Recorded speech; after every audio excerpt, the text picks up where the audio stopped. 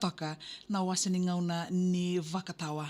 Lakini ndo namak sertalanga na serikali namaki ena VTFM. Buaya nra bambu lebe kemni katsara na bewe kani ndo batu boli mane sana itin kabani nondo bonua kemni na lube viti. Oni sema boli tal tinga mingori ena beya matani tu ni sala kingarabi tabi toka mekina ena singa benakani kwa. Yan dina sara totoka bako tina keno ya bekem dikat sara be kani ni sema boli toka mai ena beya bu bale ket sara nondo bonua lomani to lili abna bale bona kana don ding tagti na VTFM na kana don nama kitiko mai na serikali namaki ena be singa to doko sara na be mama ni viwa non daru serikali namaki ena singa benakani kwa tonga tal toka bekenda o Ben Yasawa kana yulu tanga toka isa nongu viti au wakatulo saka kinonda viti raramba nongu serikali o kere meu tali mangi taka. Membaleta tiko nonda viti binaka ke ira na kiana kawa ena bei singa ni mataka.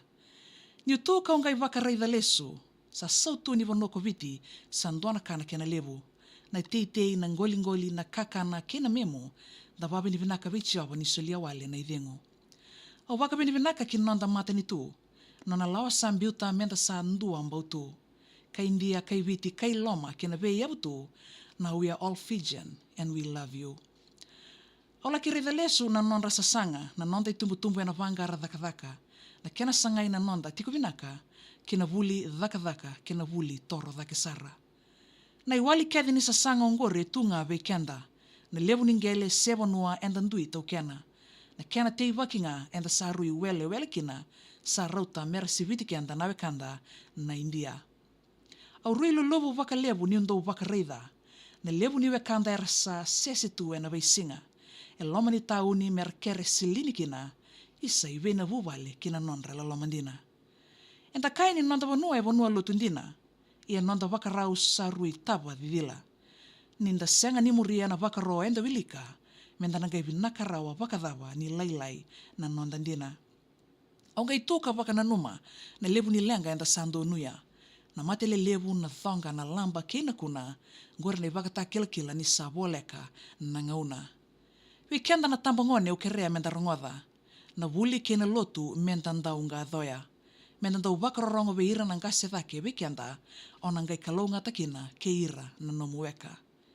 Nongo kerekere we kemuni na itumbu lomani, nonda vuvale mena numi na kiana ngarabi. Na lotu me wakatamba kindoanga kilangi, ena ngai somu mai na kiana vei wakalonga tataki. Au kere meu sa tei serendali, sa ruimba labu nongu tali mangi, meu sa sokota dhake nongu mbaravi, vitali yake kokoa na dhangi.